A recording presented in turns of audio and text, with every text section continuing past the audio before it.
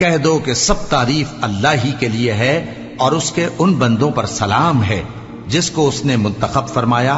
بھلا اللہ بہتر ہے یا وہ جن کو یہ اس کا شریک بناتے ہیں؟ بھلا کس نے آسمانوں اور زمین کو پیدا کیا اور کس نے تمہارے لیے آسمان سے پانی برسایا؟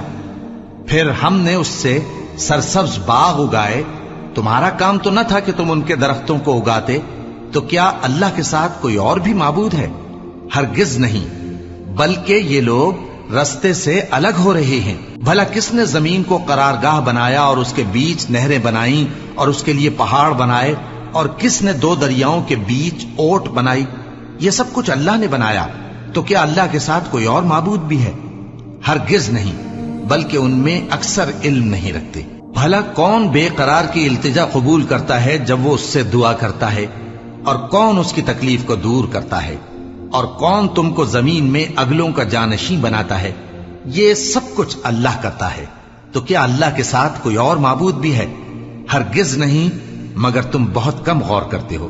بھلا کون تم کو جنگل اور دریا کے اندھیروں میں رستہ بتاتا، اور کون ہواؤں کو اپنی رحمت کے آگے خوشخبری بنا کر بھیجتا ہے؟ یہ سب کچھ اللہ کرتا ہے. تو کیا اللہ کے ساتھ کوئی اور معبود بھی ہے؟ ہرگز نہیں. یہ لوگ جو شرک کرتے ہیں اللہ کی شان اس سے بلند ہے. بھلا کون خلقت کو پہلی بار پیدا کرتا پھر اس کو دوبارہ پیدا کرے گا؟ اور کون تم کو آسمان اور زمین سے رزق دیتا ہے؟ یہ سب کچھ اللہ کرتا ہے. تو کیا اللہ کے ساتھ کوئی اور معبود بھی ہے؟ ہرگز نہیں.